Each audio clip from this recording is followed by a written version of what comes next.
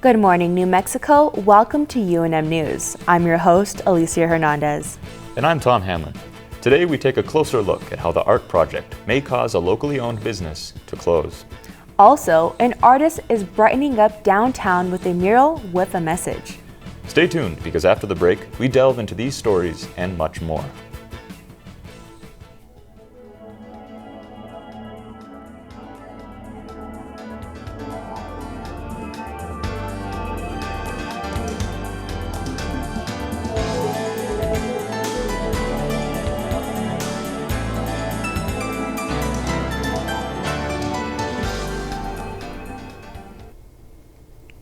Welcome back to UNM News.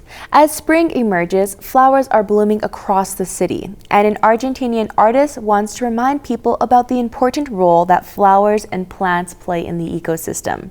Francisco Diaz, an Argentinian architect turned muralist, is brightening up the streets of downtown Albuquerque. He paints murals of native flowers and plants in cities around the world.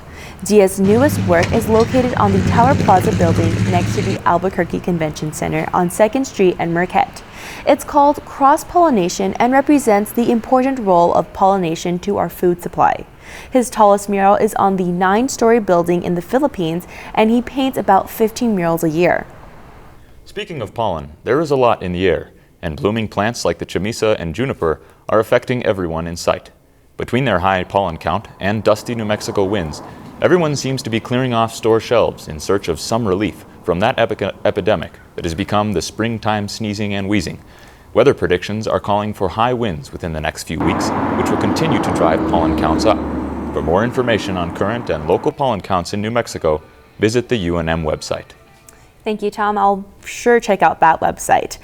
Now, let's take a look into the retail industry, which is experiencing quite a bit of a shakeup. That's right, Alicia. Online shopping may be changing department store sales nationwide, but discount retail stores have emerged as another source of major competition. Angela Sheen has the story. The world of retail is experiencing a shakeup, with big-name department stores closing their doors all over the country, while off-price retailers are rapidly expanding. I think the only reason discount stores are opening more is because of the reason they sell like high-end products for cheap prices. So I think that's how the expensive stores are closing down. In Albuquerque, a Macy's location is closing and a new Ross will open in the city. Given that New Mexico is one of the poorest states in the country, it's probably catering to the state. Some discount shoppers say they don't see a difference in quality, but department store customers think there is. That's kind of surprising to me. I mean, just because, again, of the quality. I don't think you get as good a quality merchandise. Some say they don't care about the store name, but rather it's the convenience of the location that brings them here. Macy's closing nationwide that's a big chunk of revenue, and I don't know, just jobs and everything, But places like Ross will pick up the slack. Despite Macy's closing and new Ross opening, most people say their shopping patterns won't be affected that much. Reporting in Albuquerque, Angela Shen, UNM News. The world of retail. Thank you, Angela. A local cafe is utilizing a unique business practice, and it's all based on karma. I visited the cafe to find out more. Keeping good karma can mean giving back to others. And at the Karma Cafe in Albuquerque, you're sure to find that mentality here. The idea that they have is that everybody eats. It doesn't matter how much you can afford, you donate what you can. The Karma Cafe is community-based. And what sets this cafe apart from others? You won't find a single price on their menu board. We allow our customers to decide what they'd like to pay. Letting the customer pay as they feel results in a much higher value. The fact that they may be paying it forward for someone else who might be struggling a little bit. Paying it forward with a simple meal is exactly how Karma Cafe connects the community. I do believe everybody has a right to food. We should be able to eat. The food here is fantastic. He's a great cook, and they do a lot with a little. But for Wade McCullough, the founder and president, Karma Cafe is everyone's right to a meal and so much more. Everyone who comes in here sort of becomes part of what Food Karma and Karma Cafe is. So it's really just, we'd like to be a catalyst for people to take sort of the values that we uphold in community and then use those or spread those in other parts of their life. This has been Alicia Hernandez reporting. Thank you, Alicia, for that closer look. Due to the art construction project, businesses along Central are suffering. Winning Coffee has been a part of the university community for 20 years. It has been partially empty since the construction of the Albuquerque Public Transit on Central. Business has fallen dramatically. Winning is attempting to raise $30,000 to cover the shortfall created by art. So far, they have raised over $10,000. Hopefully, with ongoing support, this local coffee house will soon be around for 20 more years. And as the art construction along Central reaches a new high, Albuquerque City Councilor Dan Lewis has introduced a resolution that could stop the bus line before it starts. The resolution calls for a study of the impact of art on the traffic volume along Central, as well as economic and environmental health issues.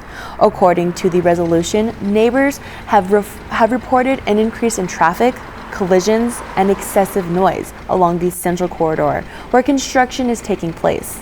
Lewis says it's not too late to reconsider the art project despite of the progress of construction. Several platforms stop in downtown University Heights. The Nob Hill neighbors are already nearing completion, but that did not deter Lewis.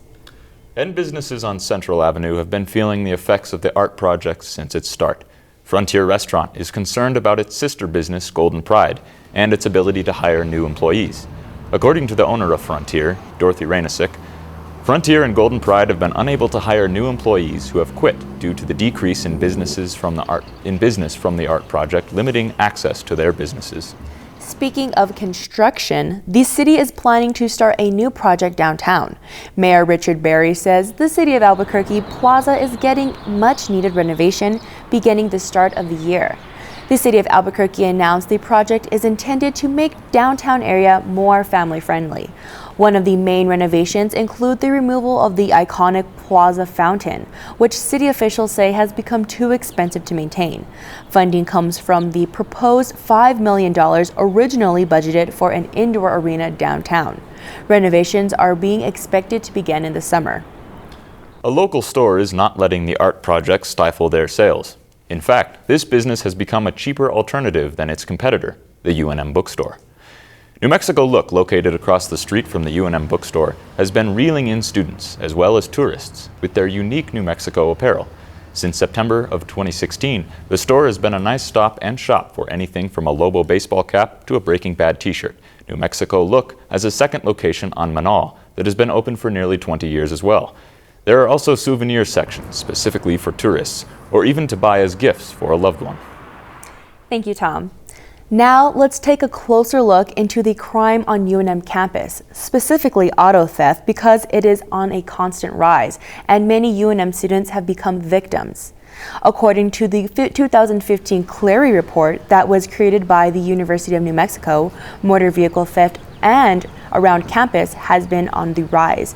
In 2015, there were 88 incidents reported to the UNM police, making that 56 more than in 2014.